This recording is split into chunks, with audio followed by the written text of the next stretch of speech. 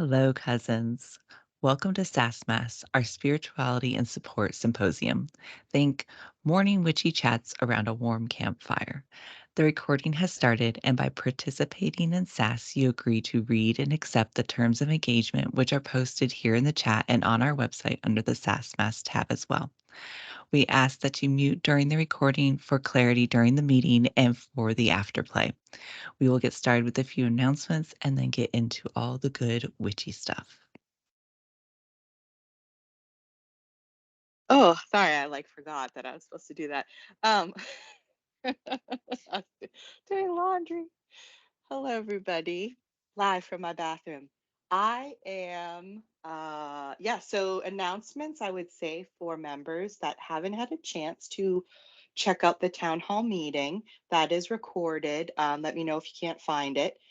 We did have a bunch of people that attended, so thank you everyone that was able to make it live. And I know a bunch of you have already watched the recording.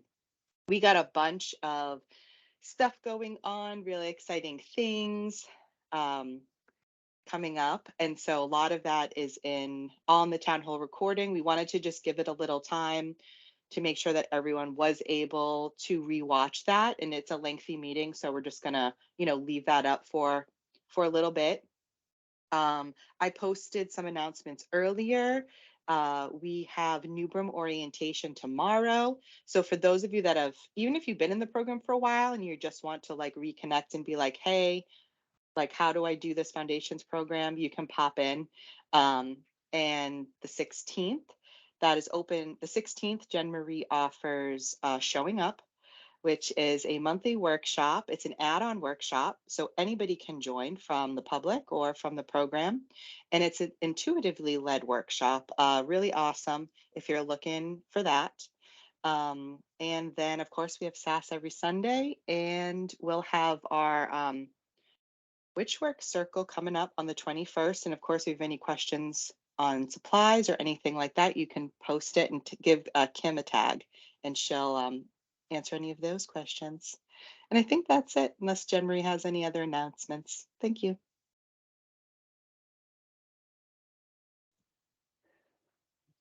Other announcements. We have so much going on, behind the scenes right now that it's I mean, there's a reason why we have Maria sharing information because I'm just so excited about everything that I start talking in circles and then lose half of the people because there's so much going on. Um, I just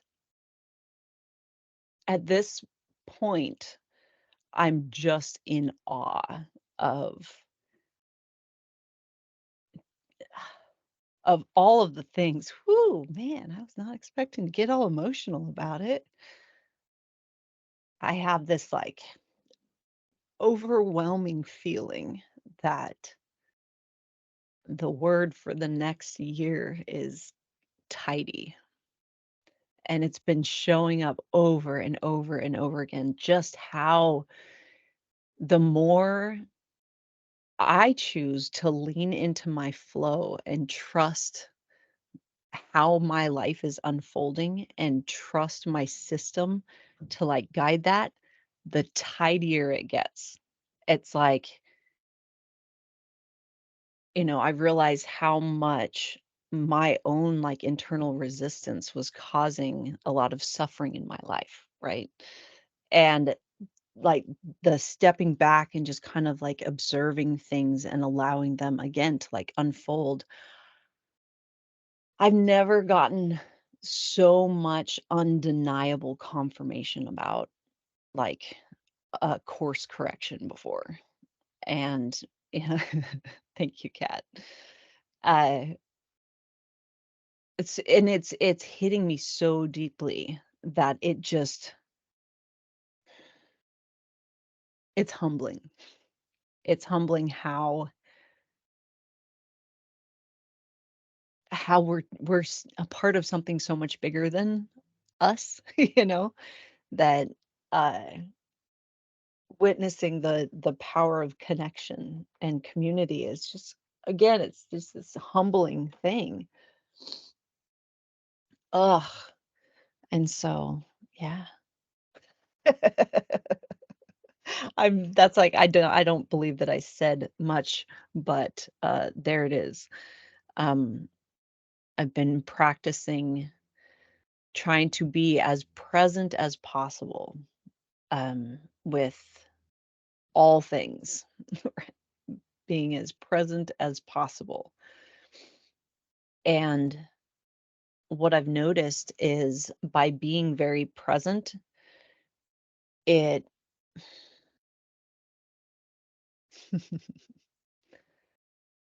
it makes it to where I can um, the channel is more clear, if that makes any sense.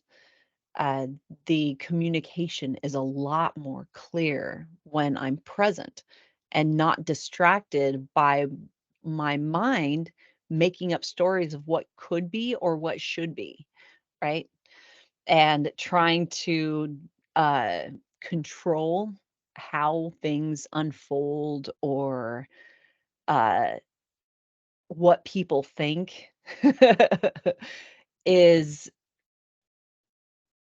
just like it's becoming more and more nonsense to me, and that feels like a shift within me, like thinking that I have any that controlling the outcome of something would be a benefit to me or my system feels like nonsense, and it sincerely feels like nonsense now, whereas a year ago, it's still, like, conceptual, uh, and man,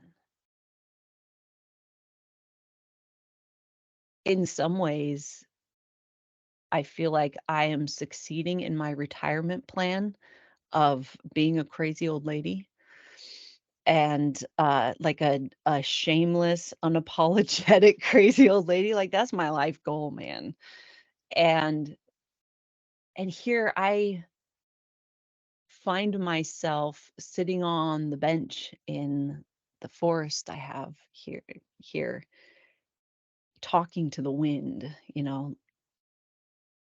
I had a moment yesterday where I was just listening to the trees and the wind talking about how like autumn is coming and the seasons are shifting and we're going into our inward turn. And I'm just like feeling all of this. And then I had that realization of, man, there's just the only people I can really, it's not like can really talk to about it, but the people that would get this are like you guys of, hey, I was sitting on a bench for an hour and a half talking to the wind and the trees the other day, and they were telling me blah, blah, blah, blah, blah, blah. So that's like equal parts. Thank you guys for being like who you are and the support that you are. Uh, we're all going through this like big transformation. I am too. I'm right there with you guys. Of that something feels significant that is coming, and there's that like preparation and everything. And it's not just you guys that are feeling it. I feel it too. Like I had my March incident, right? I'm starting to call it like the day of the great convergence, where I had three massive catalysts happen at the same time, all on one day. Like three massive life changing catalysts all on the same day. It's like, oh my God, my guides are really trying to drive something home. And they did. Um, I experienced what would be called like my third eye opening all the way, or the veil being pulled all the way back, kinds of things where it just like changes everything about the way that I view life and magic and all of the things. And so I've been spending the last few months kind of like uh, getting my bearings with this new perspective that I got from this big catalyst and obviously I'm still making sense of it because, words are hard, but it's all confirmation. if that makes any like sense or whatever, that what we're doing is important and the changes that we're doing are important. And um like the biggest thing that I'm looking at right now is my gifting of channeling and really paying attention to what is that? How does that work? What's going on with this?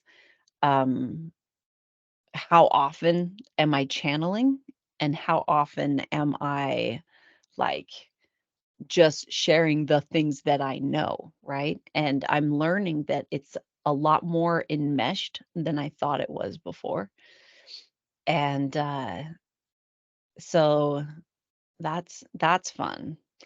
And as I have been minding my sensory experience, right, and being a good advocate for my system and considering my sensory experience in my day-to-day life, what I found is when I do that, the channeling and connection and all of that increases significantly because I've been expending so much of my attention to uh not being overwhelmed all the time. And now instead of so much attention being not being redirected from not being overwhelmed to being present and paying attention to what's going on, like here, massive change, like massive, massive impact on my relationship with not just my physical body, but my energetic body as well. And I'm looking forward to sharing those things with you. One thing I did want to talk about, which is funny because, like, I know that you guys down in the lower 48 experience the seasons a little bit differently, but up here in Alaska, like, autumn is right on the edge of everyone's mind because it's starting to get dark again.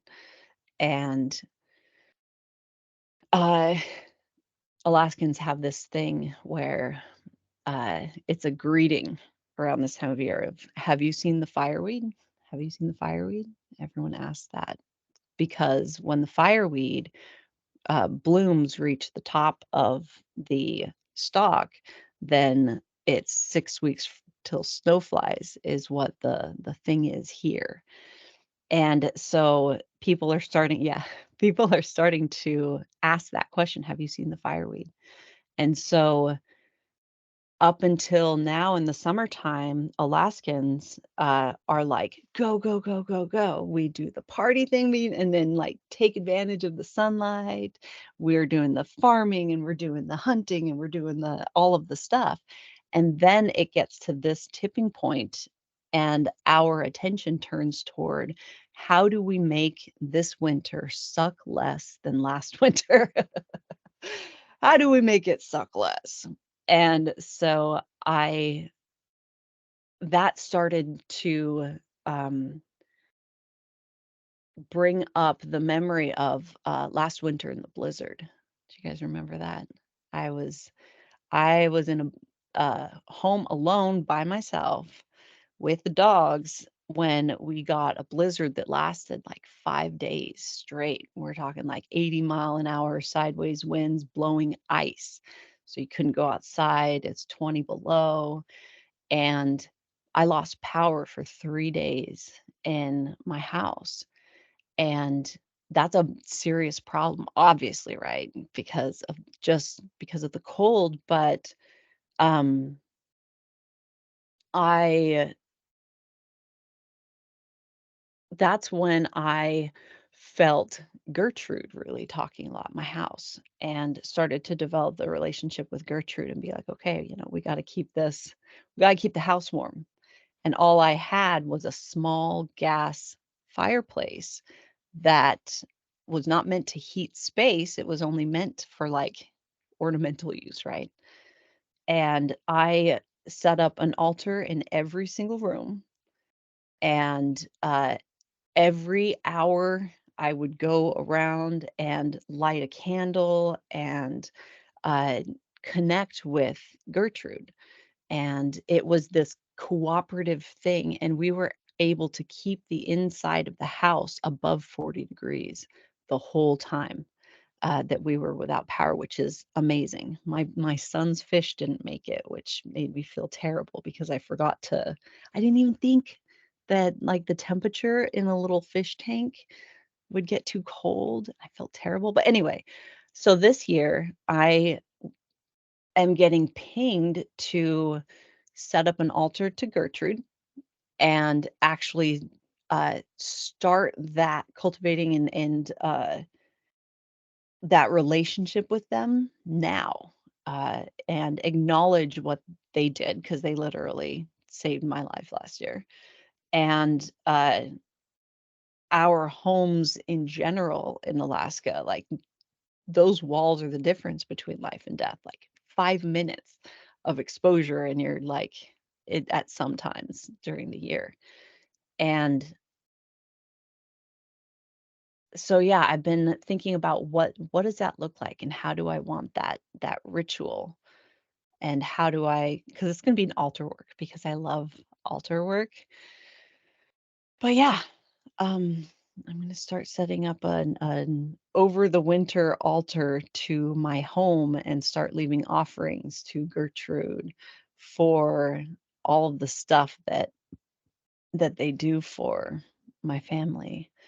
Um, but I wanted to open that conversation. What do you guys do in preparation for the inward turn that we're about to take? I know it's beginning of August, but it's a matter of a month and a half. The veil's getting thinner, and we have an opportunity to really think about how do we want to do this year better? How do we want to deepen our relationship with our practice and our lives um, better this year? Right? Does anyone want to? If you want to talk about something else, we can totally like talk about something else too. Go ahead, Kat. I love that. And it got me thinking. And of course, my first thought right when you asked that question was books.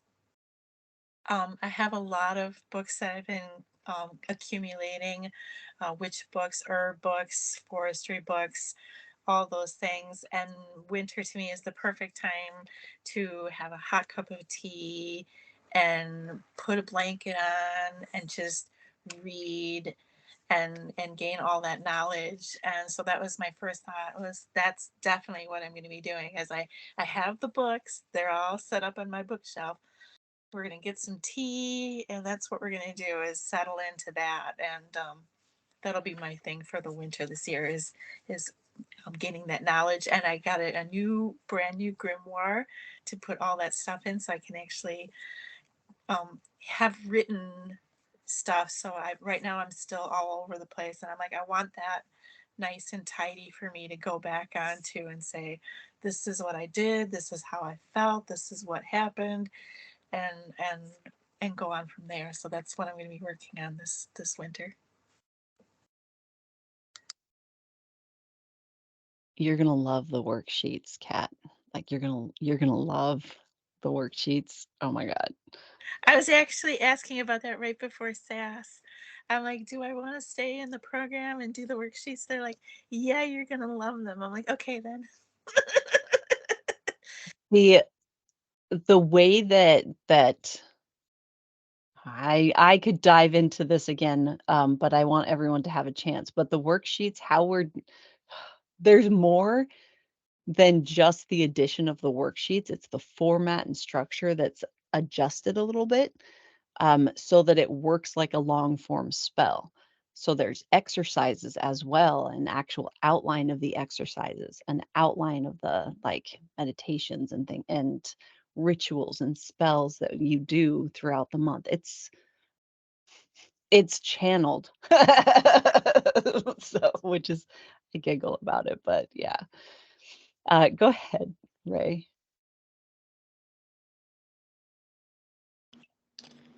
So, for me, what I'm doing this fall and this winter is I am decluttering my whole room and getting rid of all the useless items I've bought through my shopping addiction.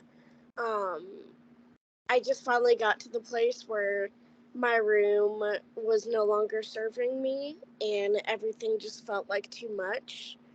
And so that's why I loved when you said the word for the next year is tidy, because it really fucking is. It is like the reason for the season, apparently. And I've been doing really good actually, and it's been feeling amazing. I've gotten rid of 6 huge trash bags of junk. It has been awesome.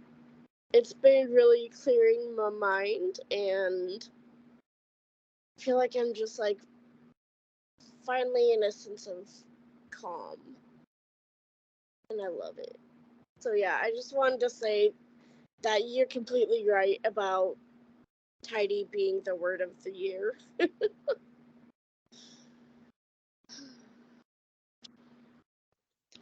Thank you, Ray. And go ahead, Roxanne. So, with this is going to be my third year of actually being aware of the inward turn. Um, so I'm looking forward to it. Last year still was very resistant to it. Definitely all in this year, but it's definitely going to be a year of data collection, especially with not knowing where I'm going to be. So not knowing the kind of weather to expect, one, to not having a home in mind. So this is going to be another year of really data collection and seeing what works best for me and my system and the new house's system and everything else. So I'm looking forward to the data collection. I'm looking forward to what is to come. I'm definitely ready for the inward turn. I've never looked forward to winter and fall before. So I am looking forward to it this year and discovering more about myself, my system. So that is what I'm going to be doing this year. I love it. Thank you for sharing and passing it on to Karen. I love what everybody's doing right now with this, and merge and purge, baby. That's my theme for the fall as I get rid of stuff, get rid of what isn't serving me, what used to bring me joy isn't aligned to it. And yeah, it feels good. I was a kid that held on to a lot of stuff and trinkets and baubles that really then you get to a point, it's like, I'm so tired of dusting this. And yeah, we need to have like a witchy swap meet. Bring whatever you don't want to convergence, whatever, has served its purpose, or you want to gift on to another cousin. And yeah, I would play rob your neighbor with it. We can all wrap it up and roll some dice and just play game. There's all kinds of ways. But getting rid of what doesn't, the stuff that before I spent so much money on because I felt like I have to have. And then 5 years later, it was like, what, guy? That was stupid. Why did we? So I get it. So, and going internal, and it's just, yeah. Are there any other hands up, or can I change topic and go? All righty, we're gonna take a left turn here, kids.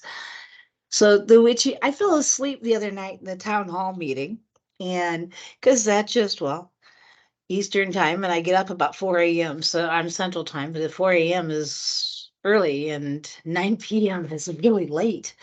So I went back. I fell asleep. I fell about minute 23 because I caught that, went back and watched the rest of it. So, a big portion of a lot of concerns were the cafe, and I want to let y'all know that there is a Witchy Way cafe coming. And as Jen Marie had mentioned in the meetings, the Witchy Way cafe is something that I've had in my head and my hearts for about 20 years. and I never knew how it was going to look. I always thought if you had a cafe, it had to be a brick and mortar, and I'll contract the bakery to deliver scones at 7 a.m. or 4 a.m., and that's just how I figured it would be. And I could not wrap my head around how it's going, and I still don't have a fucking clue, if I'm to be honest, on how it's going to look. But what we've always known in here is that, one, we love communication, we love connection and connecting with each other. So, with that, I appreciate your patience because most of you are aware of what I'm dealing here with the dad. And I don't have a lot of spoons some days because it's exhausting emotionally and physically and mentally. So I've kind of tapped out, but I have been doing a lot of stuff on the back end and talking. Jen Marie and I have been talking a lot on, visions on a lot of ways of what the cafe would look like as the foundations program rolls into another in the decentralizing. How is the cafe going to look? So I want everybody to know that that is going to be a central part of it. It is not just, and I don't know if it's always right now, it's just the members of Bright and Dark. Going forward, I don't know. I'm open for feedback and everything else, but we have had, the book club. I know that there were some, what, no book club? So if you feel so divine, I'll have a little corner for y'all, and you can, somebody that wants to start a book club in there, because I am not Maria. I am not able to clone Maria. I've asked. And Maria has a job and a half or a job and three, between Bright and Dark and everything else. I will try my best to put schedules out there, but any help would be appreciated, and understanding and patience is always, I'm always grateful for.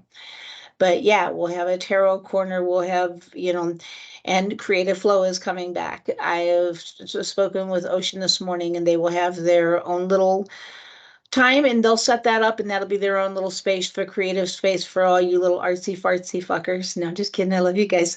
But for me, yeah, enjoy it. And so I can't wait to see you. I hope to have it rolled out before convergence, so that when you guys are there, you can like share your experience and with us at the cafe. I'm still not holding out if I don't know if I'm going to be there or not. If I show up, it's just going to be needing somebody to let me crash on a couch, or or out in the Subaru. I love you guys so much, and thank you, thank you, thank you for helping me to see. I don't know, you haven't helped me to see because I don't know where I'm going, but you've given me the permission to see, or to have the freedom to be open to what is possible. And as I've always said, there is nothing that we can't figure out and get through together. So much love, guys.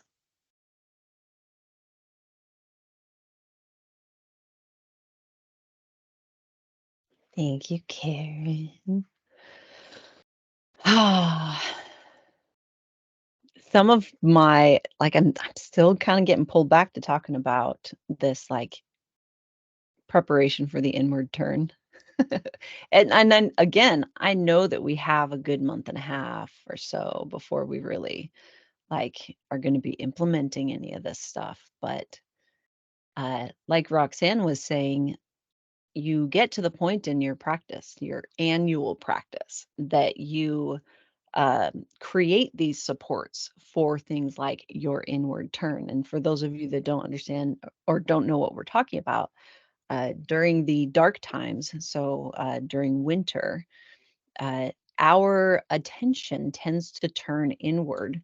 Uh, and a lot of us interpret this as depression. A lot of us interpret this um, as like a bad thing, right? But it's a natural part of uh, how our physical systems align with the natural world around us. And this inward turn allows us to look at those deep, dark places that were so busy during the summer months that we weren't able to fully process. Or it helps us to see a little bit more of ourselves, the places that we that still need our attention.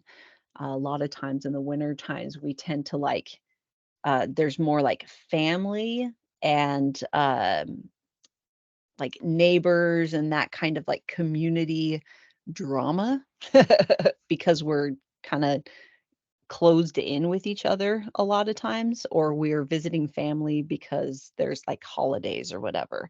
And that tends to be more like pokey and difficult.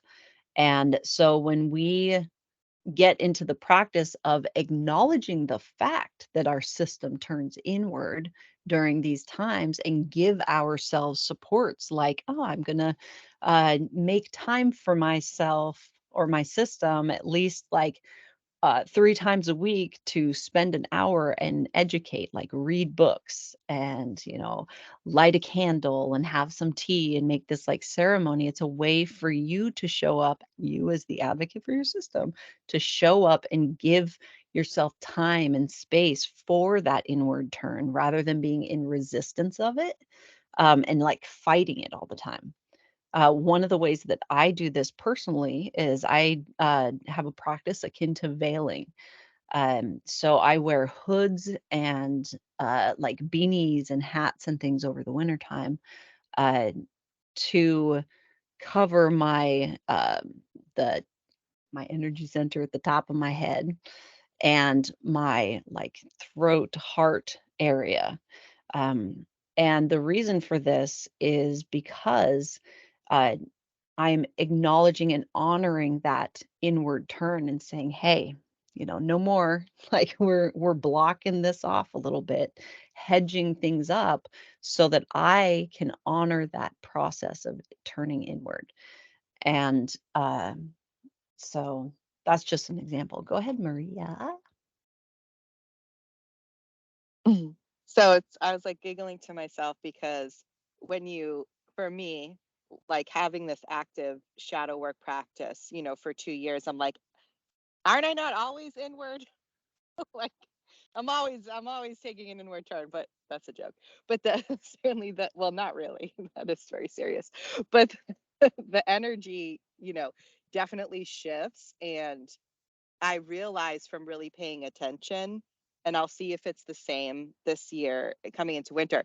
I prefer the inward turn to the colder months. Like I'm in New England, so I'm getting all the seasons, but because the climate assists me with slowing down. So it's like, because if there's a snowstorm, I'm like, oh, you can't do anything, everything's shut down and there's a snowstorm, and like I enjoy that.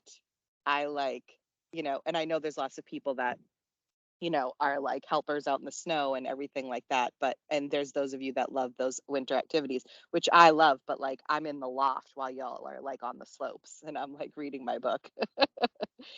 So I'm like I actually love that time of year. I love the summer too. I love like sitting out in the sunshine and being with that, but the energy is busier.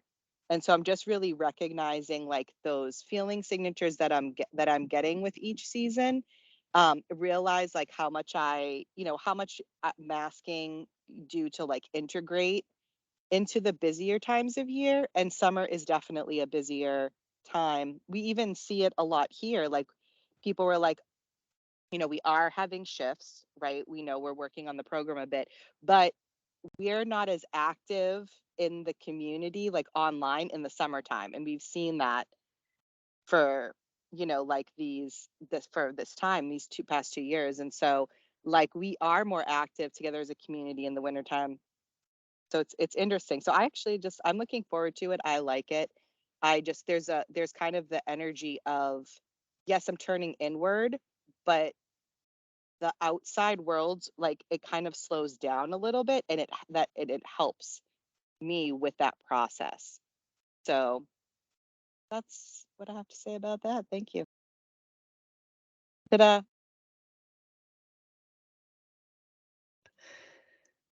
So we started doing this thing in some of our other meetings where we are kind of like passing the mic around instead of having one person act like a host of some sort. So what would then happen is Maria, when she finishes what she's saying, she would pass it off to the next person, to Kat, and then Kat would pass it off to Morgana. Are you guys down for trying to do that? The reason I like doing this is because it makes it to where it's the facilitation is like kind of uh there isn't just one person. There isn't giving this illusion that one person is, like directing everything. And I think it feels more like conversational when we naturally like pass things around instead of, okay, thank you so much, Maria. On to Kat, right? I'd say and don't worry if you don't know who's next, just give a shout out. The mod will help you. But if you don't have the numbers on your screen, if you click, there's like people, and then the people tells you the order. But don't stress about that. You can, if you don't know who's next, just shout out to the mod. But I will officially pass it to Kat.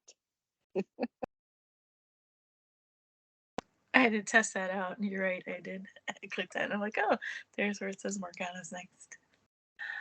I was just thinking because we were talking about it, and I think it's interesting as a human being, that we're the like few people that are in resistance to the seasons, and so that's one thing that I always remind myself of when I try to get resistant with it is that the trees they lost all their leaves. They're not producing the sap anymore. They're doing their thing. They're off hiding in the snow, and then they're hibernating, and they're taking it easy. And the animals do the same thing. And I think it's funny that we're like, oh no, we can't do that. I'm like, no, no, that's what the entire universe is telling you to do. All nature, everything around you is telling you. Even the sun isn't out as much during the winter. It's that time to come back in, just relax, just take that time for yourself and to just really lean into being more cared, more sleep, more everything that you need to for the self-care. And I always think it's funny that people just yeah, they're like, no. I'm like, no, yes, listen, it's right there. The whole message is right in front of you. Do it. Morgana, please take care.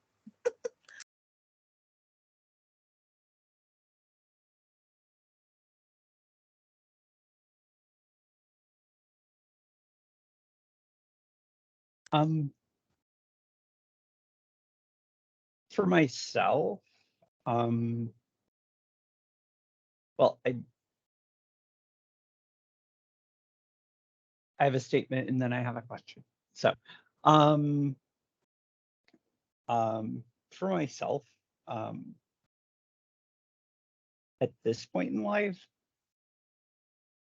I I observe the change in the seasons and the weather, but my energy towards that season is very similar. Um, uh, I've noticed a slight increase in this specific time because I've actually been able to get out in the wood, um, which I'm so happy about. Um, and see the green things and commune with the plants.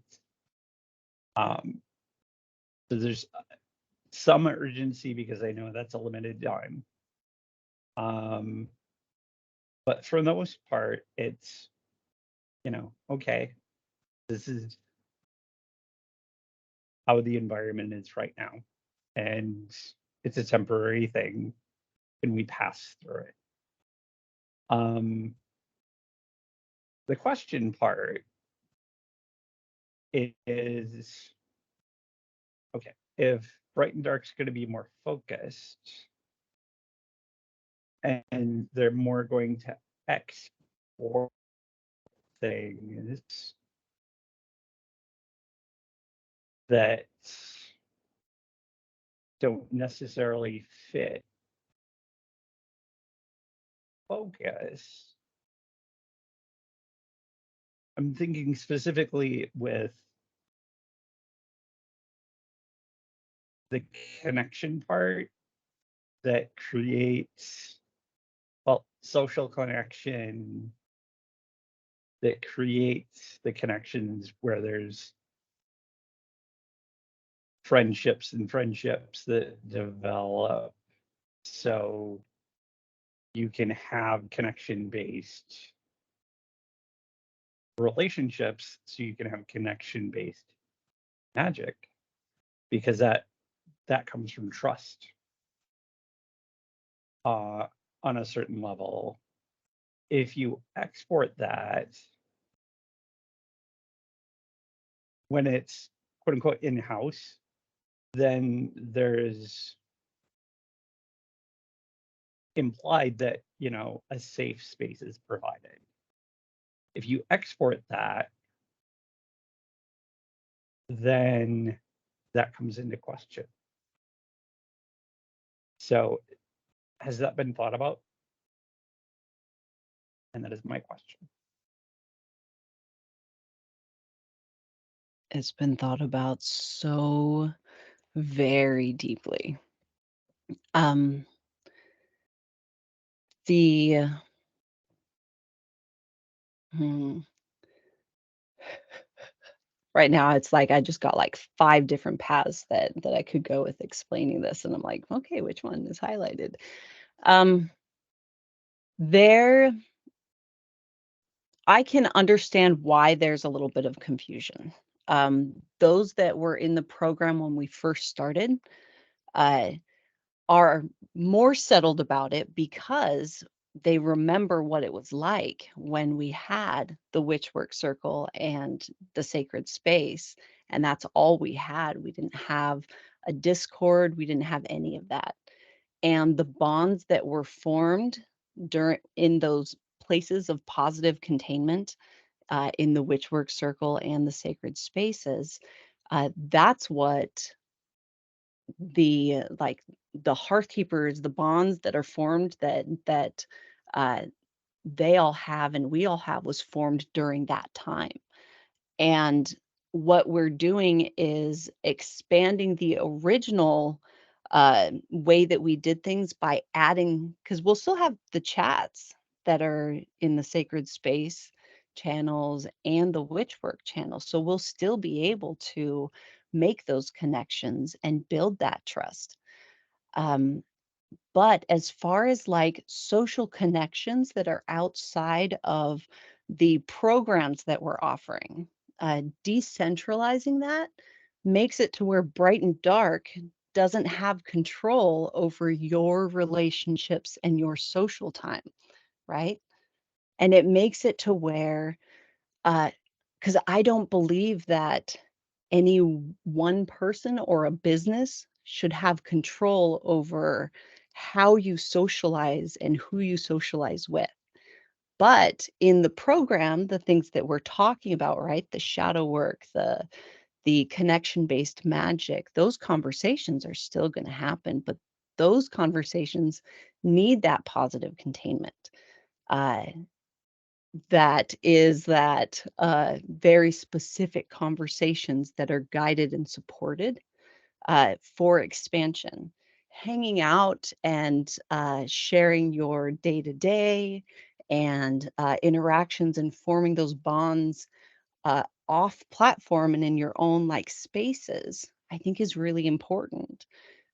And it reinforces the truth that community is built through the connections and relationships that you invest in, right? It's not the place where we met, right? The sanctuary community, this community of cousins that we have created here isn't Bright and Dark. That's you guys, right? And um, does that answer your question, Morgana? Do you see that fine line? Um, There's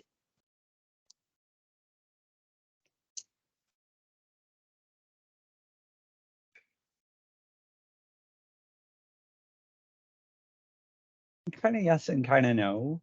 Um,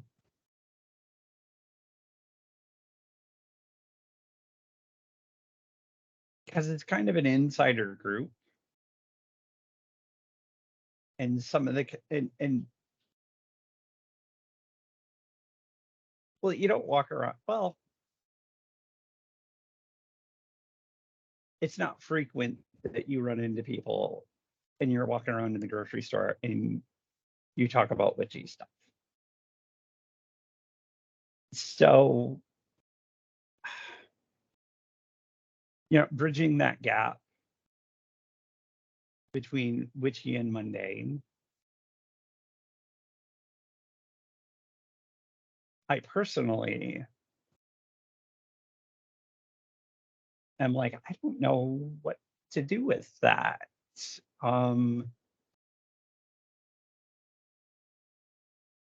I don't know how to make that happen necessarily. Like there are people IRL that, you know, they're in all my business. Um,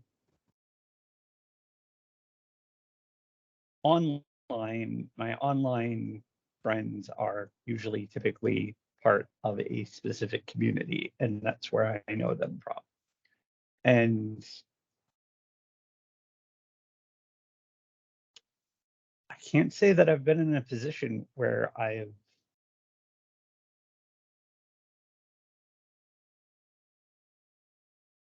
made a transition, except rarely, where I've included somebody from one group to another group. Because it's usually focused around a specific activity or interest.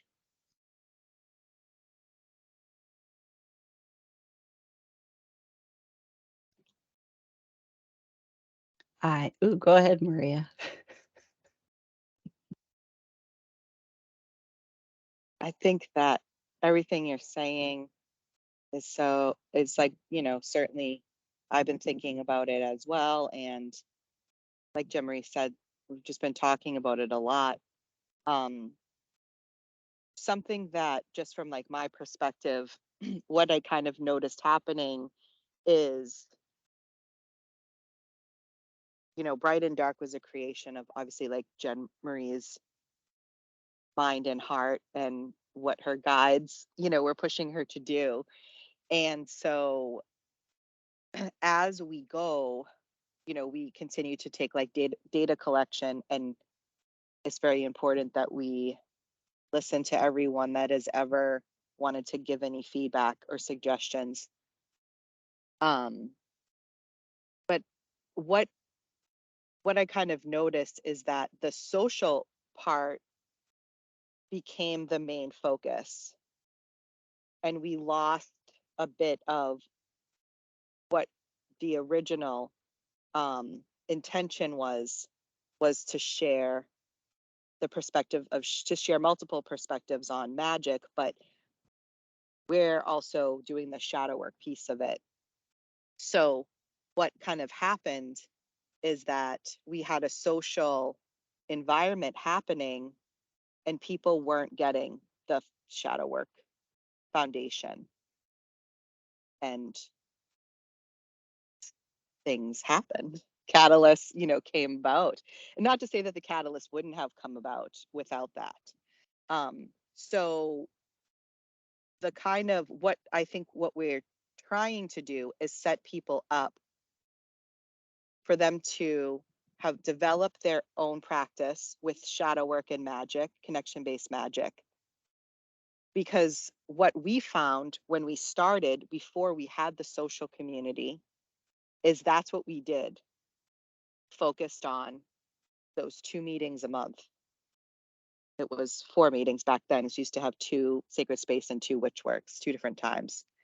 Um, and we got this, not experts by any means, because it's like it's always evolving, but we got this a foundation. I don't know any other word to use, but we got this foundation of mostly the shadow work side of it, and the magic was just like amazing, combining both. But I'd done therapy before, but I hadn't really, I feel like part of me was doing shadow work, but now I kind of had this format and, like you said, like these people, but that happened really at those sacred space meetings.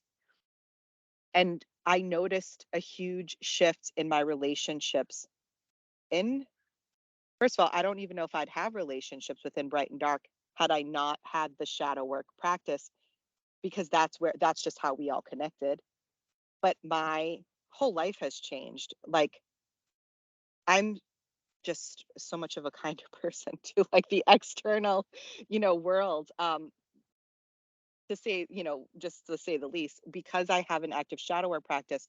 So it's just kind of, we're not trying to like take away the social part, but it's like, how do we navigate it with still being a really small group, of trying to set this up.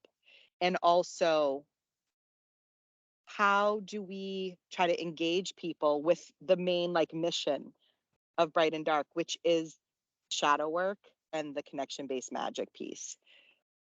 So that's just where we're trying to like make the shift and wanting to, add the workbook, have more meeting options so that we can engage people more there.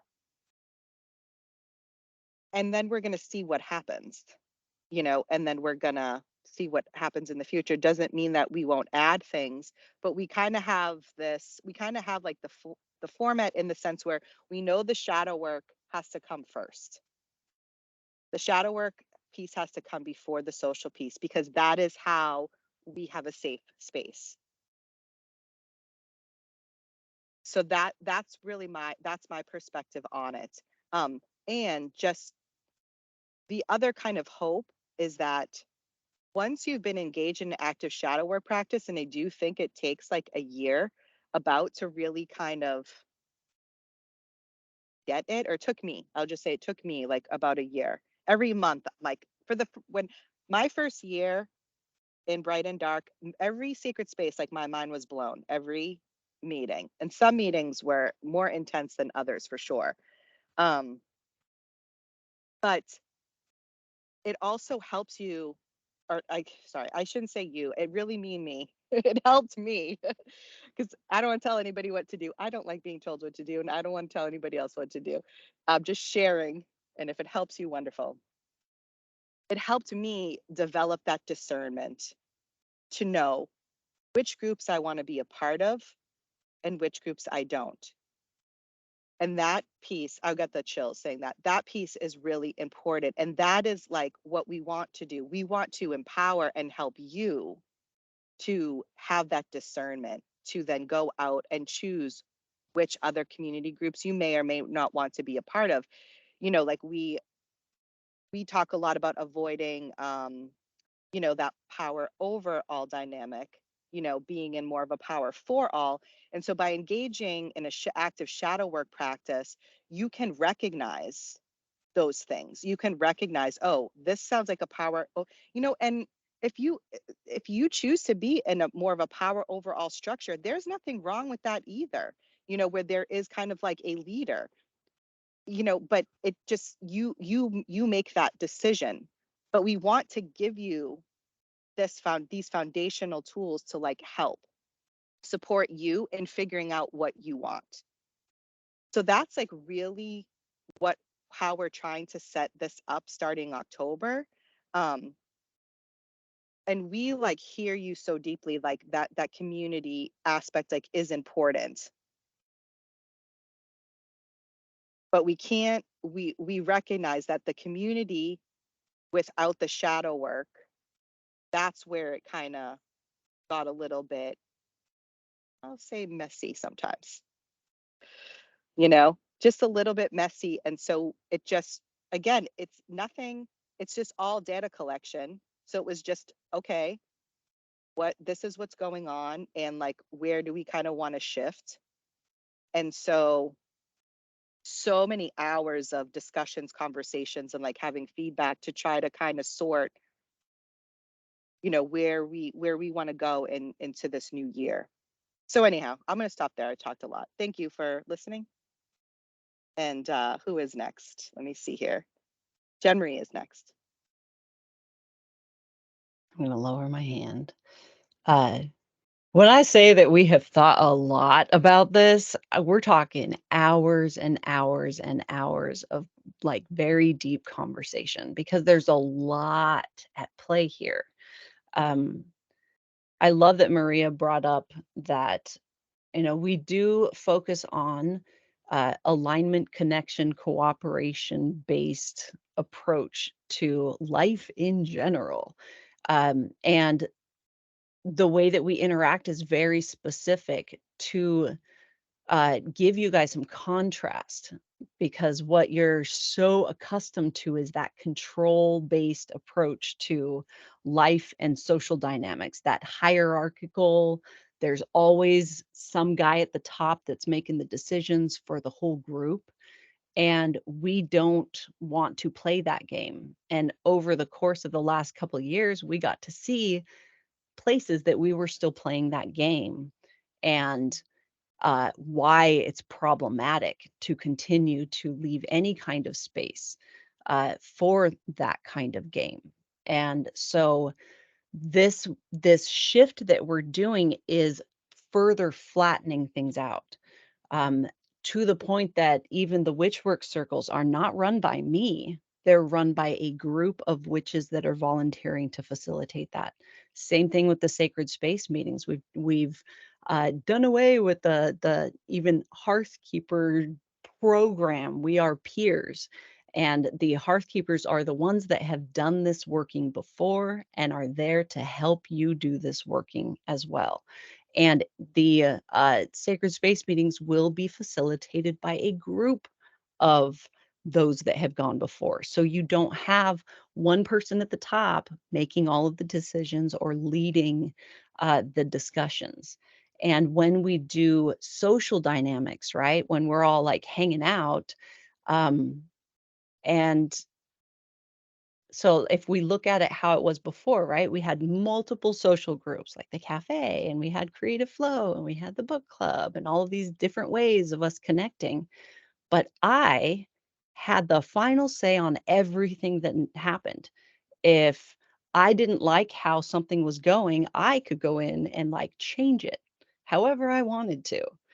Right. And even though I wouldn't necessarily do that, the way that it was structured left it to where someone could. And if there is a place for someone to be able to have that kind of power over the community, I'm not okay with that. That goes against everything that we represent in the work that we're doing. And so by decentralizing the community, it's number one, encouraging witches who have that calling to create community spaces to do that. And we are looking at creating programs to support boss witches as they are following their dream, following their path. Um, we're not there yet, but that's something that we are that is in consideration. How do we help witches launch? And that is my gifting, is in launching and in transitions. That is uh that's like everything about my path. And that's why Bright and Dark is just a place for us to meet and form these connections and launch into our lives, and create those social spaces when we feel called to do it. I don't want to be a leader of a community. I don't want to do that. Like, that's not my calling in any way at all. I want my cousins. I want peers. I want to be able to show up in a space and be seen as a cousin and a peer, not like I walk into a space and all eyes are on me. That feels like that's not alignment. Maria, do you want to weigh in? Is that what I was you're? just gonna say, yeah, and I was just gonna say, like, with everything that you said, there's also like the business side of it that, and I'm just gonna say it's tricky as fuck navigating like the mundane business world and parts that, Jen Marie and we know Maggie is kind of our business person.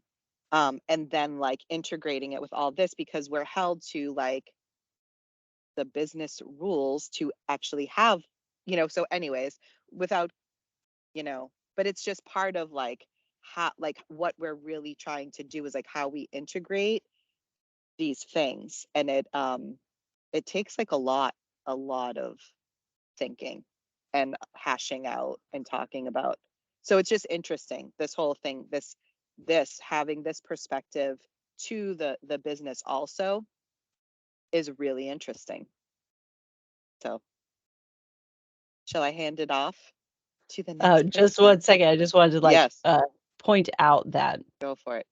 the decisions that we are making on how we navigate things are not what is recommended for corporations. It's not like a great business decision, right? Because a business decision would be, let's keep it all under one roof and we can all like, that's how we profit the most, right? Uh, that's not how I want. That's not my goal. Uh, I don't want to do that. uh, I want to empower individual witches in their path. I don't want to like fucking control how everything plays out, right? And I don't care if that's not the greatest like business decision. My relationship with all of you uh, is way more important to me. The working that we're doing is way more important to me than profit. Other than me trying to get Maria full time, but other than that, and Akasha too. We're totally trying to get Akasha Yeah, on full keep trying to do that, please. Keep. time. I'm working on it. I'm really trying. Go ahead, Karen.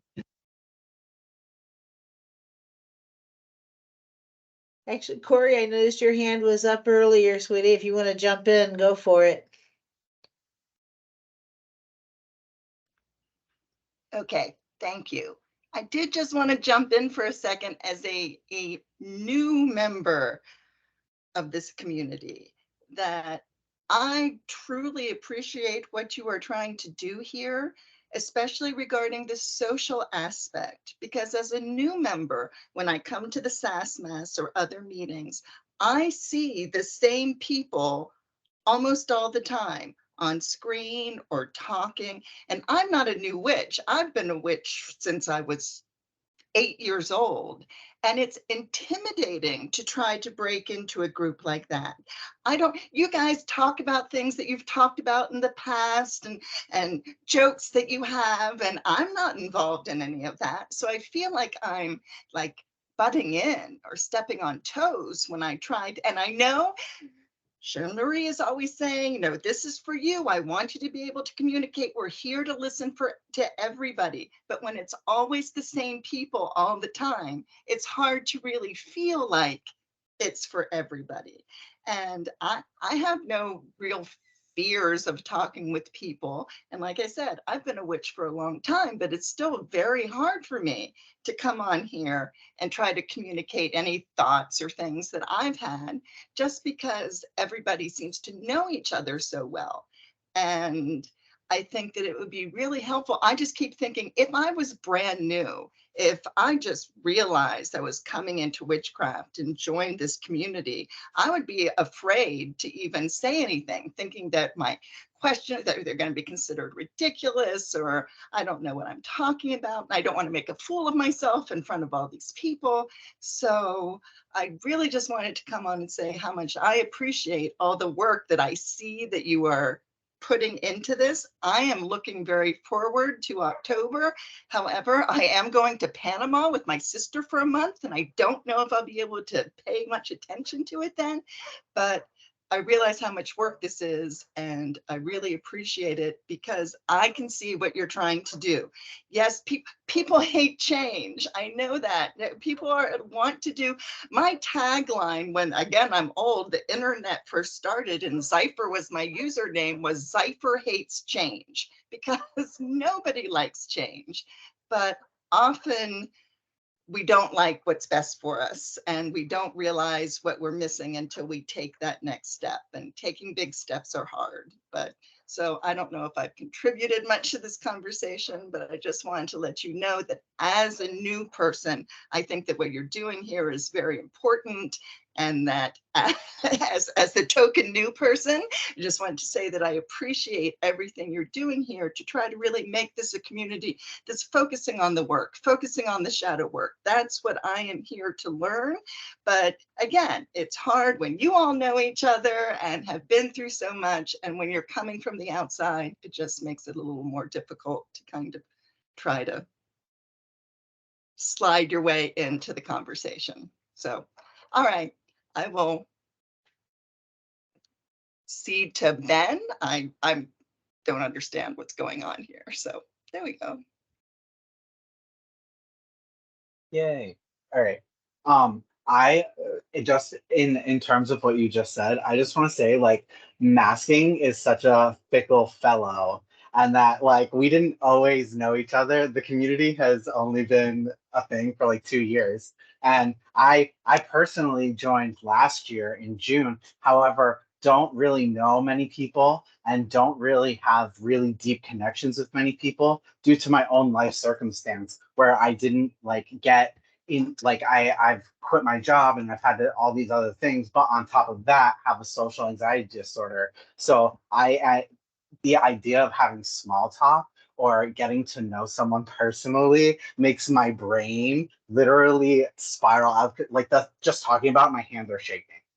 That's how bad it is. So I totally understand what you mean by like, oh, you guys all know each other, but I'm telling you, these things are happening. Like one time in Witchy Way Cafe, Karen said this one thing and it's stuck.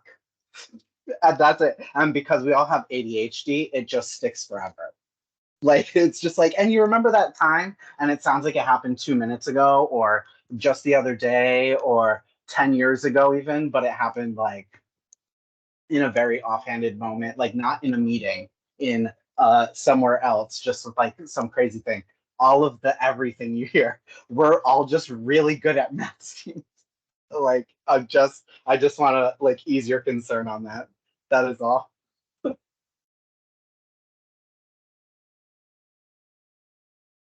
I'm pretty sure I'm next. I Yes, think I'm Kat, you're next. next. Yes, it's Okay. Cat. I'm sorry.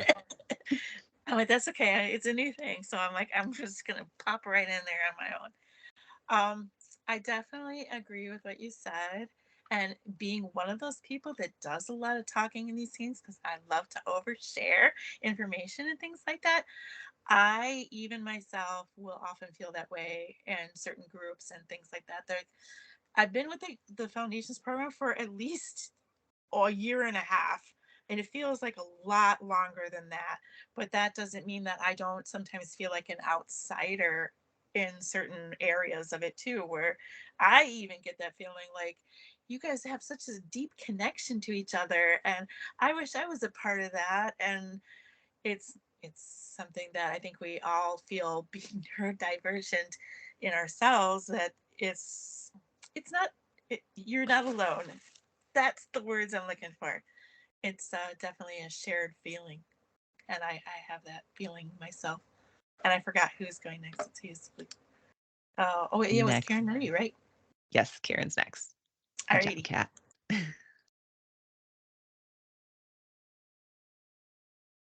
Yeah, Corey, I love what you said, and thank you so much for sharing. I love what everybody says always, because I always get so much out of these meetings.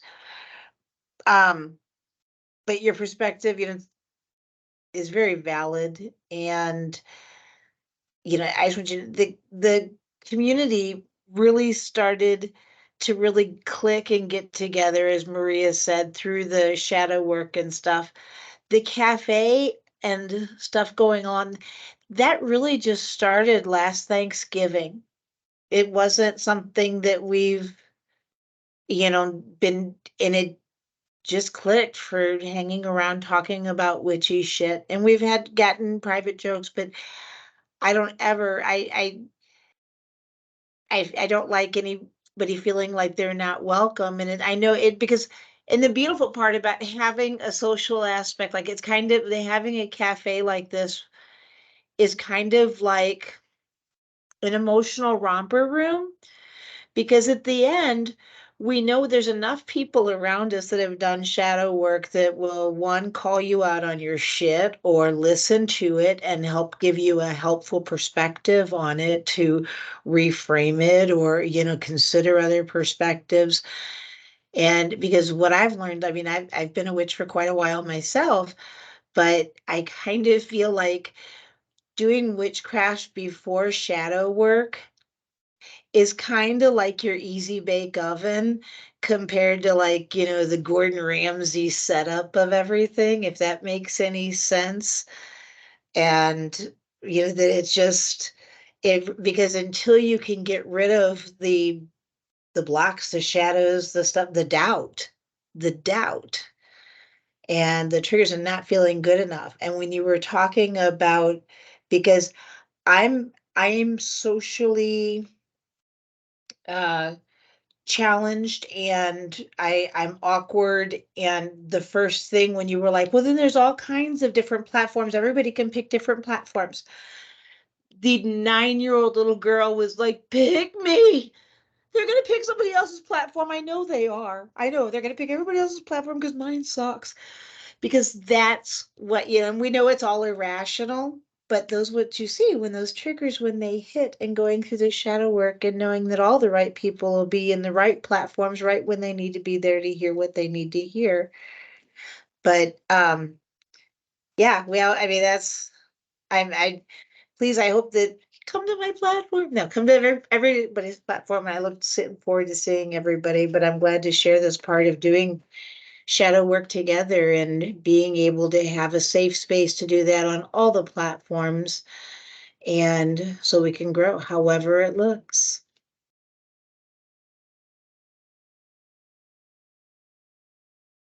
I believe I'm next. So, in the beginning, when we started, we didn't know, we could have never like imagined what it would look like today. It is true that there was a group that kind of started in the beginning that's still here, and we did become friends.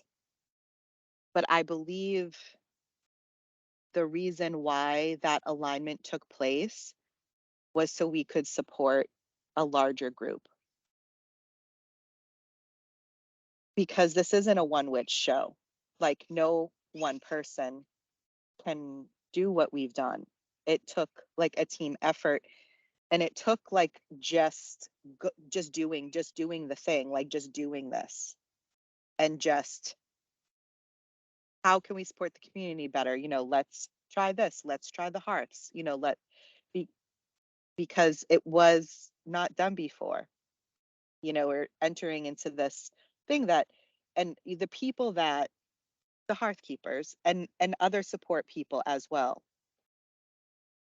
There was previous experiences that everybody had, and we seemed to need those.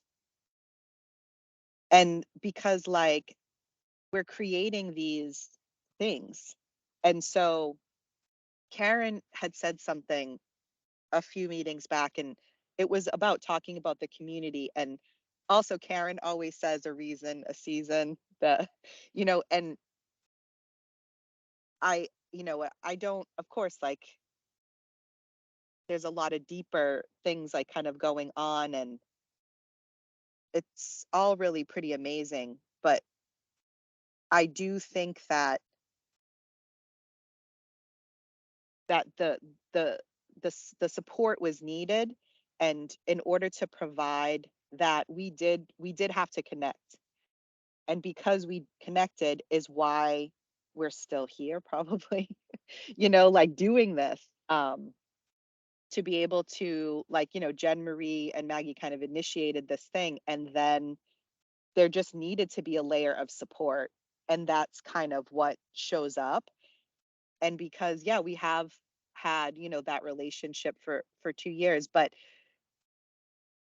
of course, like, it's not intended to be any sort of clickiness or anything like that, and we don't want it to be that way, and we don't want it to feel that way.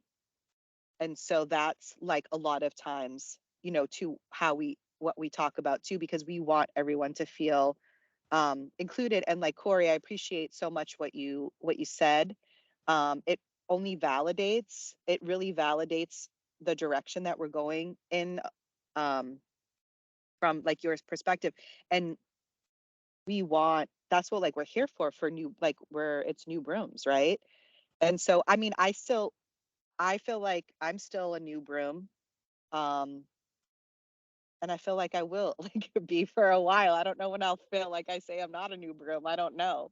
Um, and so yeah, we do, and we're stronger of everything that we've kind of gone through. But there is, early on, there kind of was just the group that kind of stood out, and really, I just think that was to be able to, for you to support the greater community.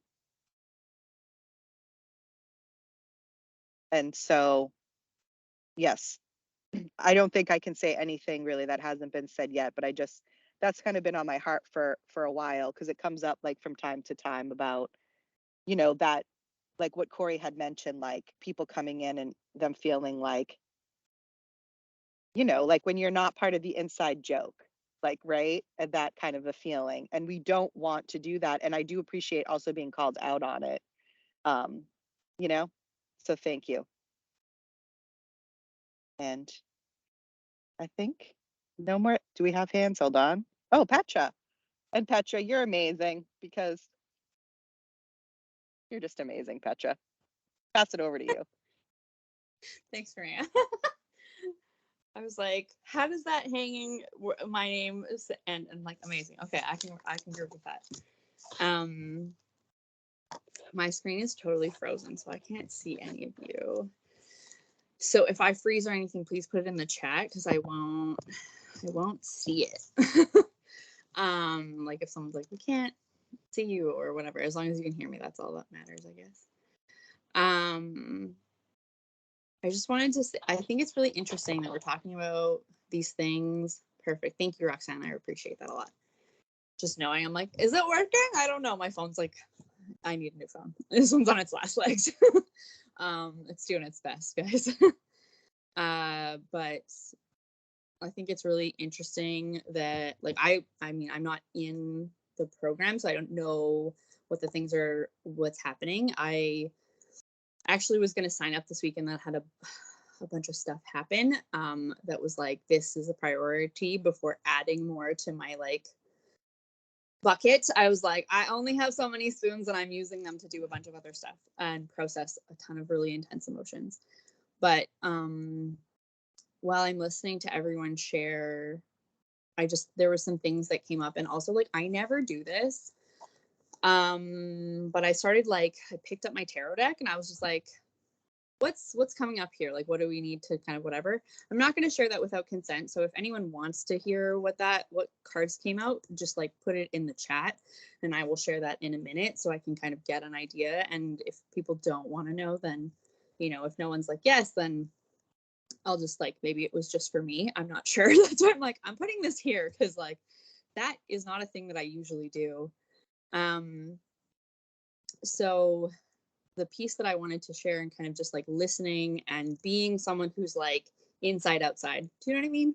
Like, I'm like 1 foot in, because I'm here at SASS every week since probably like December, but I'm not yet in the programming, and so I don't totally understand the inner working mechanics, but I do feel like I have a deep connection to the community. Is that it really appears to me, like from what I'm observing, from what everybody's talking about, at least, that perfect. I will have to like tell you what they are, because my front camera is broken. Like I said, my phone is having a really hard time, but thank you, Morgana, for that kind of confirmation, because I was like, to me, tarot, certain energy, where like these are very consent-based things, and I'm like, it might have just been for me, but I think there's messages here for me and for I think for everyone. Is that like, if I'm saying this right, and once I've kind of shared, if anyone's like, I have, a thing to say, or you didn't quite conceptualize that like entirely, like, please feel free to correct me or like fill in the blanks. But it seems to me like there's a real drive from kind of people in leadership to like flatten the structure. And I think that that's really important. I think, you know, it's really hard to reverse engineer a cooperative though. And so I just want to honor the tensions that seem to be kind of like arising and the like uncertainty and, you know, potential fear or you know, Corey said, like completely aptly, I was like, yes, like nobody likes change. Like, we don't, as human beings, we don't like change. And I know that I've talked about this in terms of nervous system stuff before. Like, we're more comfortable because of how our nervous systems work, like repeating patterns that we're familiar with, then doing something that's uncertain. That can feel, in a way, almost like death in our bodies, like, the unknown. And like, that's sometimes the part that stops us from moving forward. And so I just want to honor those feelings that are coming up. And I also just like really get this sense from what's happening in terms of what I can gather that like there are certain social elements that are not going to be available anymore. That it just really, I don't know how to share this 1 second. It really feels like to me, I like it's a sense that I have that there's an opportunity for leadership for other people that might otherwise not step into that role if it was already being provided for them. So make like, I don't know if Karen's talking about her space or there's other ways that people will in this change, in this time of transition, be able to see ways in which they want to build community within the community and to foster that. And that like one super scary shit, to be fair, that sounds like a lot of change and like that is probably very rife and like rich with shadow work. So I think that the hesitancy or any resistance that people are feeling is super valid and makes a lot of sense. And I also think that it's also not, what is the word that I want? Fair isn't right. There's a theme of consent here where it seems like, you know, Jen Marie, yeah, I'm white luckily through the danger rush. I love you, Karen. And fuck yes. And we're here with you with that. It seems to me that like, you know, Jen Marie, when she was building this community and like, I might be totally getting this wrong because I haven't been here since the beginning, was like, had a certain feeling or like you say, Jen Marie, like a certain energy signature to like how the community would be. And because of the paradigms that we're given in terms of like how community is made in a capitalist colonialist society where it's like leader, top, hierarchy, blah, blah, blah, blah, blah, minions, like that is just that's the default. And so that's what you kind of find your way into because that's what's everywhere.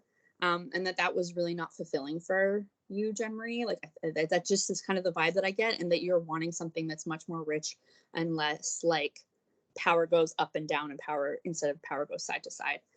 And I think that there's a theme of consent here is that like it's, oh, this feels a little gnarly. Okay, sorry. I'm gonna just say this. So if this like triggers people, I'm sorry in advance. And also I'm with you in this because like whatever, I really feel like there's a guide coming in this, and this one is like just very tough love, but emphasis on the tough. Is that like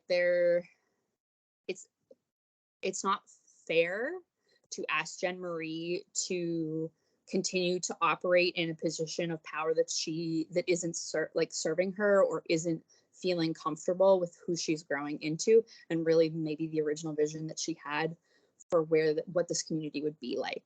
And what is really fulfilling to her. That's not really rooted in consent, and that's really actually rooted in like extraction. That feels really spicy to say. So I just like, I know that might be shitty for some people to hear, and I just need to say that like, yeah. And it makes sense because we also like all around us have these paradigms of like, you leader, you take charge, you do the thing, I get to turn my brain off and do whatever.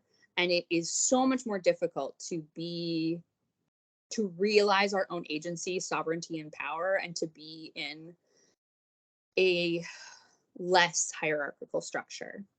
That shit is challenging because like we're like one, retrofitting the community, and two, there are not a lot of examples of how that even I can't even think of one off the top of my head, honestly, of like how does this look as someone who has held hierarchical positions and tried my very best to flatten that hierarchy in interactions, to show up as a real human, to bring compassion, humanity, and like relatability to situations. Like, it's inevitable just because like we live in a colonially, like an imperialistically, colonialistically constructed reality, right? Where like there's somebody at the top and then there's everybody else who's being exploited for labor. Like, that's what we see everywhere.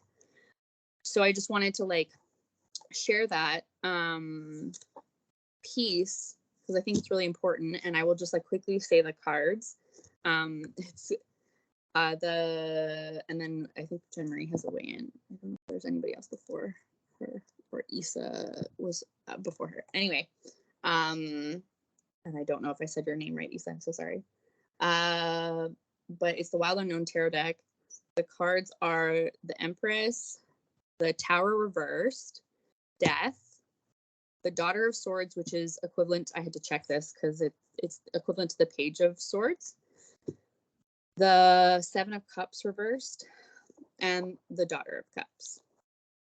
So I can put those in the chat in terms of like what they are.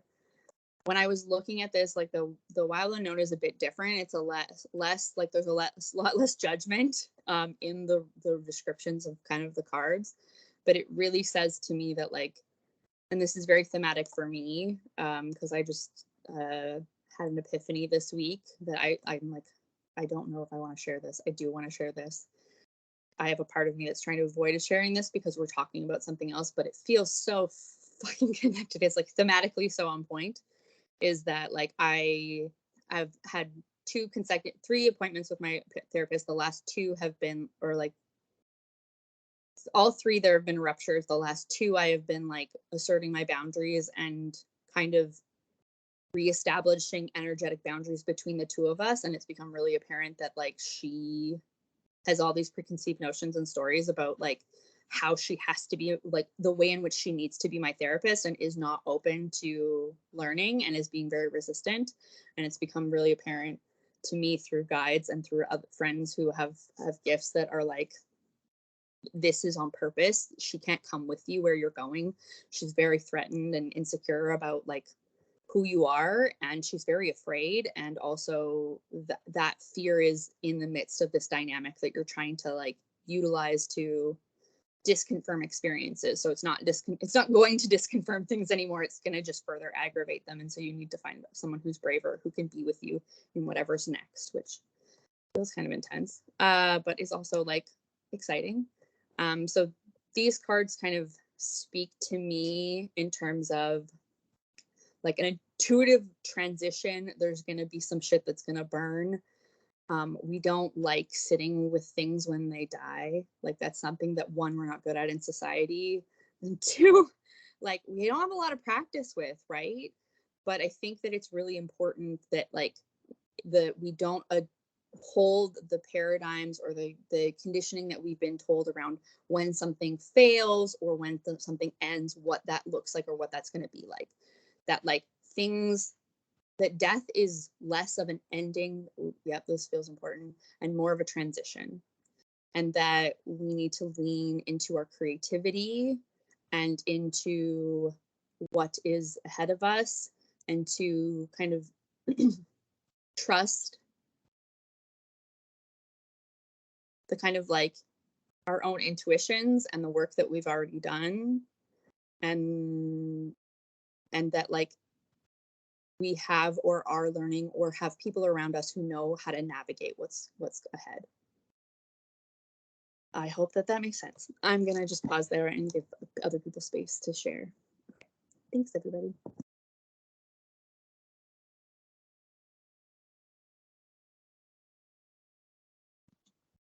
Can I weigh in?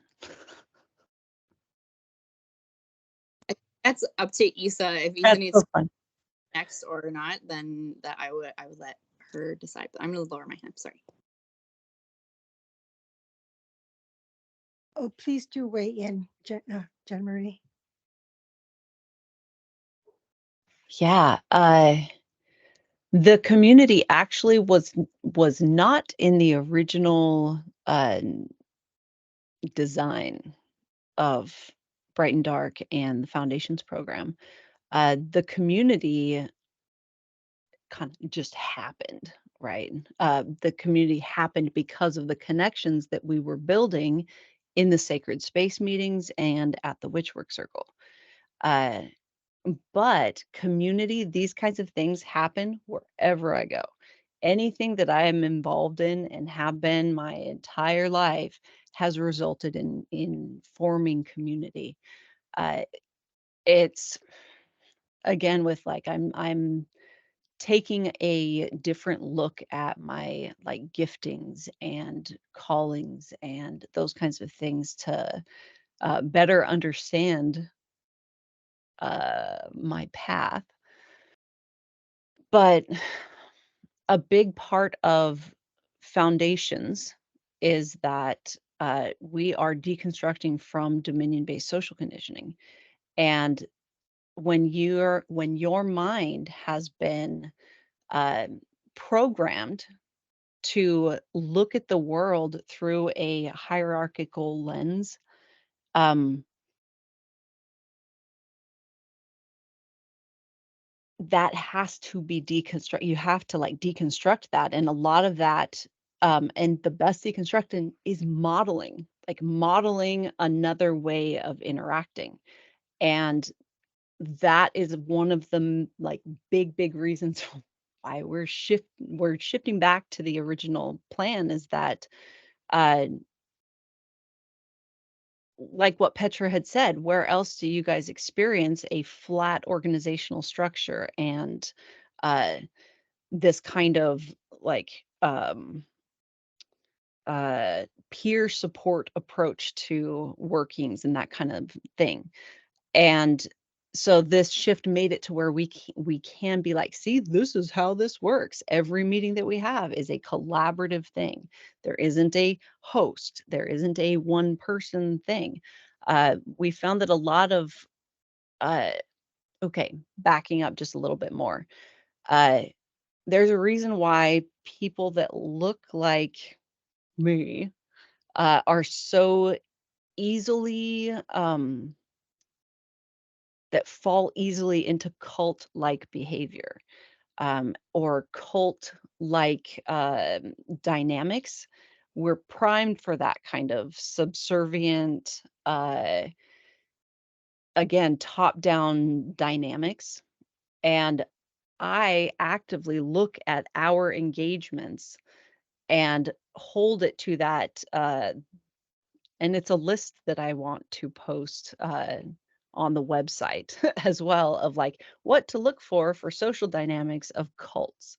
And I'm even resistant to our some of the vernacular that we have of like, give us the juice or the well, there's so many things that we just say that only make sense in our group. And that's one of the things that like happens in a lot of cults is they have like a specific vernacular. So I tend to go toward more like broad descriptions of things. So it's not quite just, oh, this is how we say things.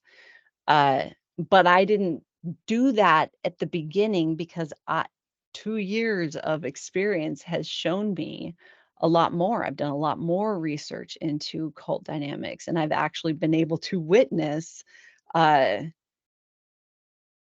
the community start to engage in some of that stuff. And so pulling that back has been this like whole thing.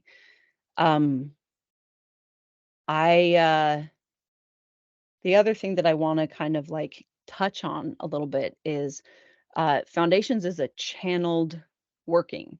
Uh, and I talk about it a lot back, you can go all the way through my TikTok when I started talking about I'm feeling called to do this thing and to create this thing. And for those of you that have experience with things like channeled messages and stuff, you don't get all of the information up front. A lot of times it's this little nugget of information, and then you make a course correction to go in that way. And then you get a little nugget more information, and then you make that course correction. And now that once we made the decision to do this thing and we started really honing in on the worksheets and everything, and I was able to scale out and really look at what it was that was channeled and brought through, um, it's a long form spell for to remove illusions and remember who you are. Because of the exercises and things that we've added to the program, that's what creates that structure for the long form spell. And you guys are going to hear me talking about it a lot more because that was a massive realization that I didn't know was going on until I looked at the whole picture and was like, "Oh shit, this is pretty incredible." Um, and I get it. Like I get it now. I get it. Uh, Man, and then my train of thought completely crashes. So that is the way in. And we are also creating a lot more video content, especially for those that are new to the program or new to this working, uh, of a lot of the things of um, like what is sacred space and what is shadow work and what is the power over versus power for dynamics, and actually explaining the, like, I hate saying teachings. I don't know why it feels weird, but some of these things that we've all, like the greater community, has all been talking about for so long, but the orientation when you first join in, we're creating so much more support in that area. So thank you, Corey, for I value uh perspective so much, and I love it when someone's able to like face that danger rush and just like share information and share in a situation that they feel a little intimidated. So thank you, Corey. I value you. And I'm going to hand it off to Isa. Thank you for being so patient. Um, Thank you, Corey. I haven't had the pleasure. I'm relatively new. I started this March. And what you said hit home because I think that when I first started, I don't know if it was unrealistic to kind of feel welcomed, although everybody seemed to be very lovely. I didn't get that. And so I really connected with all the words that you said. But then also, I remember reading somewhere, or maybe just hearing Jean Marie say, you will get what you put into it. So being new and that I'm being social is not easy, doesn't come easy for me. I thought, okay, so I'm going to put what Jean Marie said to work, and it's going to help me in all situations. So I'm going to, maybe I didn't get precisely what I hoped for at the beginning. So I did put myself out. I started talking, just little bits, sharing, and which was a real big deal for me because it's not who I tend to be. But by doing so, um, I've, especially in the last month, I've shared already that going through some difficult times, and Millie came through in some spectacular way I did not ever anticipate. And all of a sudden, all this love that I would have gotten from home, my parents, I got it from her. And then I started realizing this is a community that has each other's back, that they're there to support, that I could have not expected a greater, for lack of better words, group to join, because I stand by everything that they speak about. And so, Jean Marie and all of the Hearth ladies, thank you for everything that you do. But also thank you, Corey, for putting it out there. You said something that I would have not had the courage to say, but Now, in putting some of my effort to getting to know the ladies, I'm getting double fold of support of love. And in just maybe sharing and being more active, I'm also getting to know or just listening to, some of what is being shared. I'm getting to see like the souls of all these people that I would never if I had not been in this group. And I'm really growing from things that you all say. I go back in the week and I will play the SASS meetings again because some words just really hit home. And I'm trying to grow from other people's perspectives. But so that's just really what I wanted to share. So thank you all.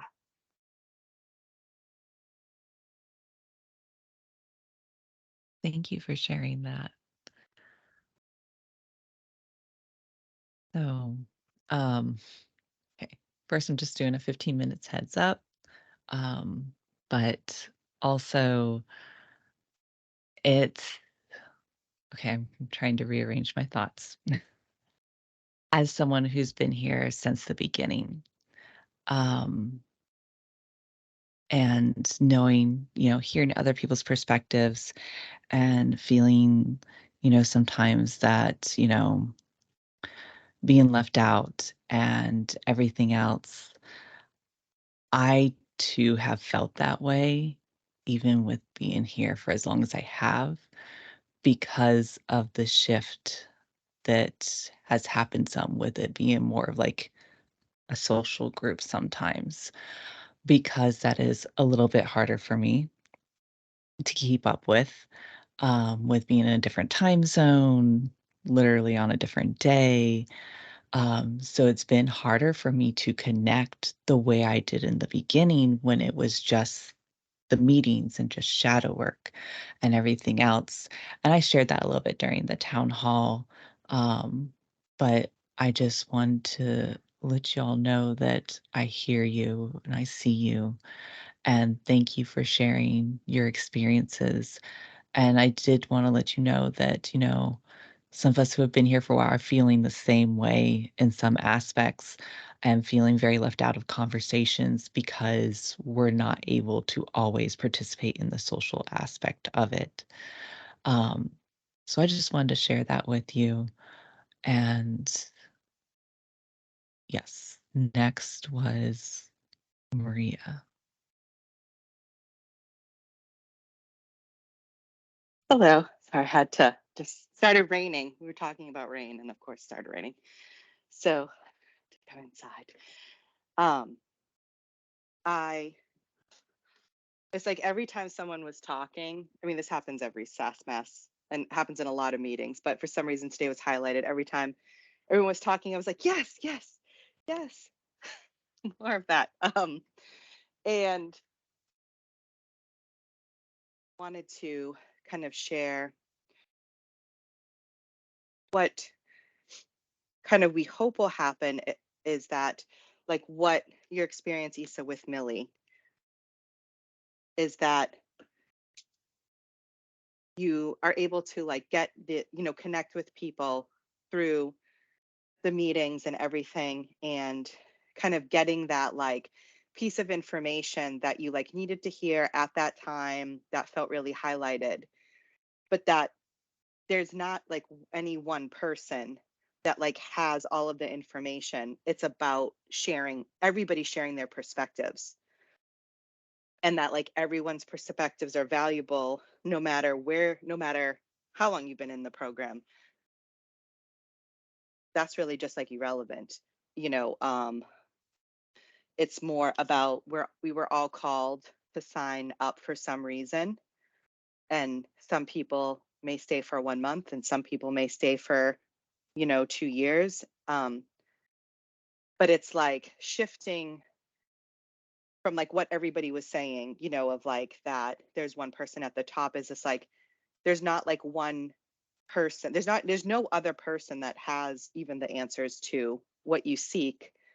It's like sharing those perspectives and sharing information so that you find your answers to what you seek, in this lifetime, in this timeline that you're in.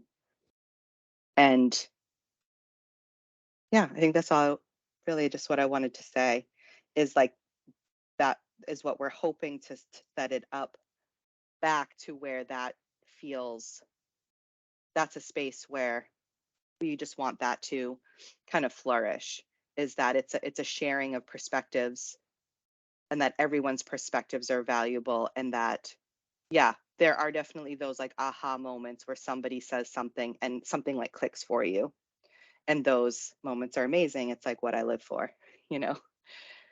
So but today was just a great meeting. I feel like it's one of those meetings like we could keep talking for 5 more hours because that went by really fast. But thank you.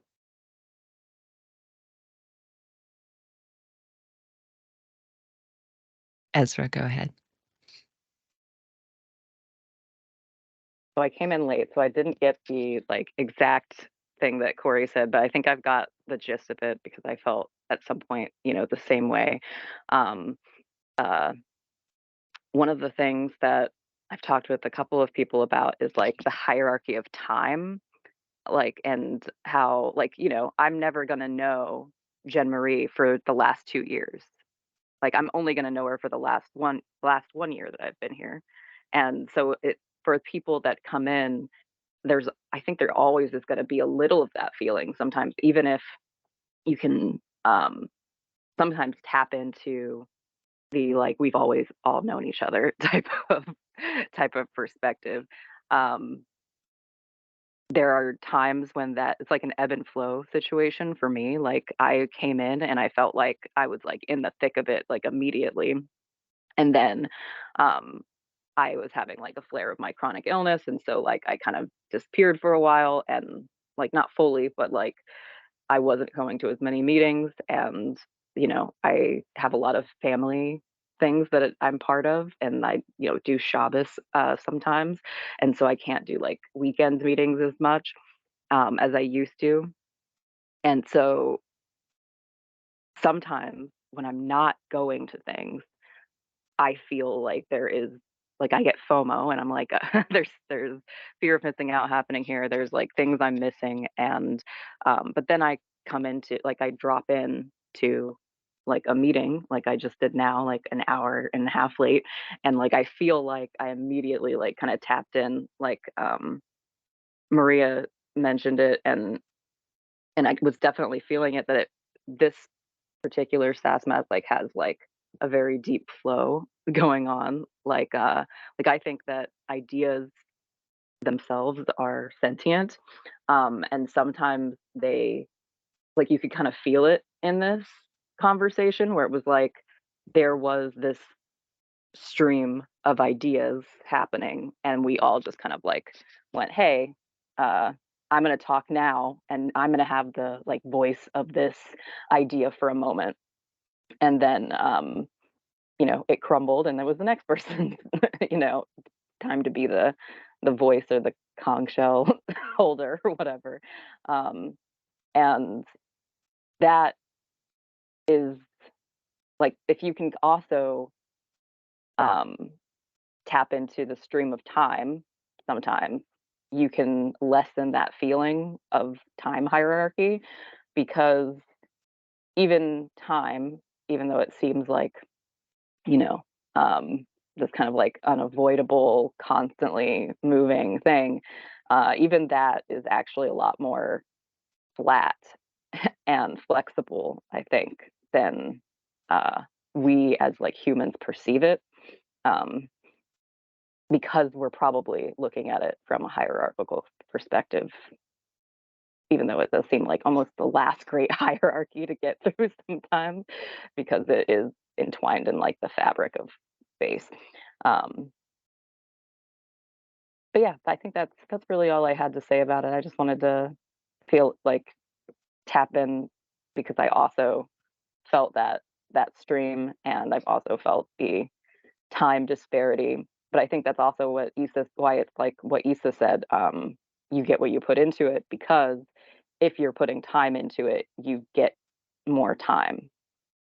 And we've also said before that when we work as a group, it feels like we're bonding more than the like 2 hours or 30 minutes that we are actually spending together. It happens um, like it's exponential.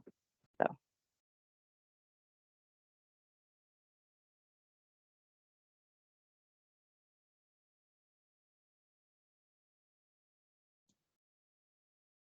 5 minutes left in your meeting. Oh, guys.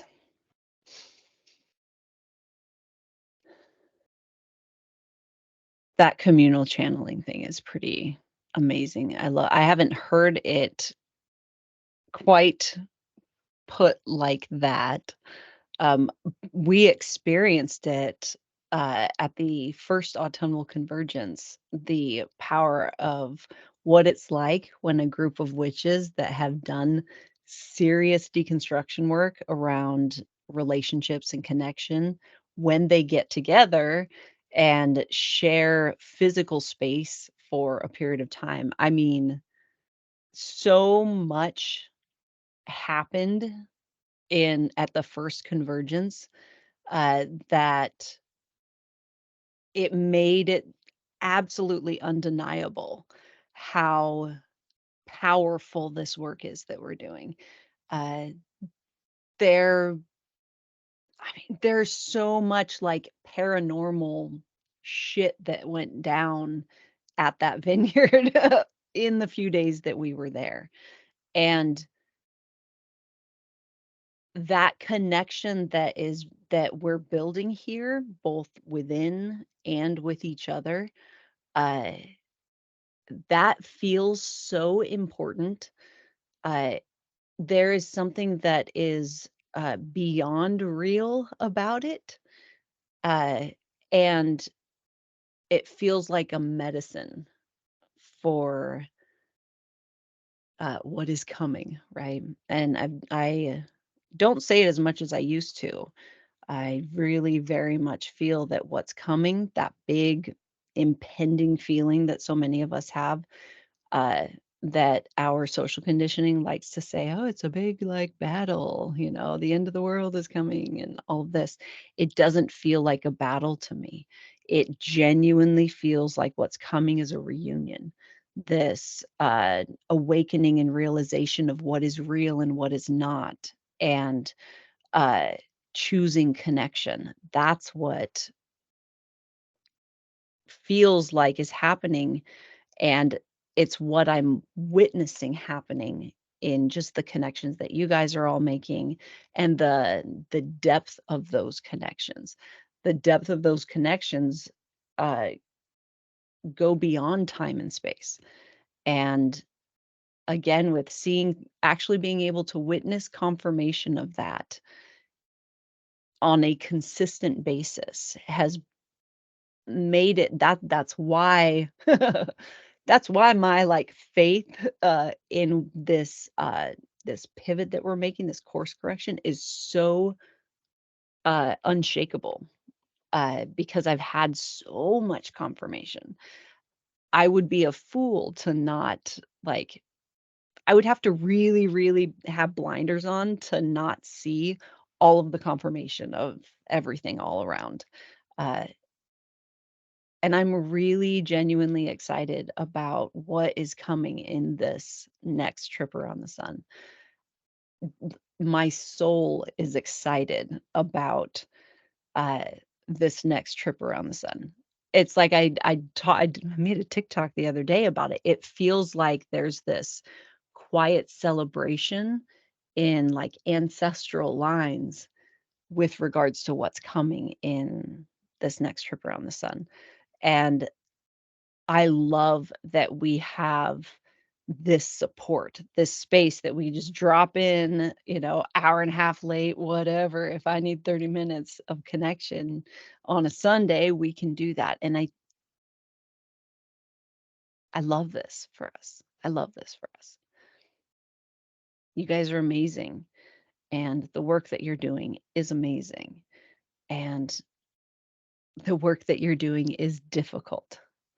And I sincerely thank you for showing up for yourselves and your practice in this way because we need you. We need you. And on that note,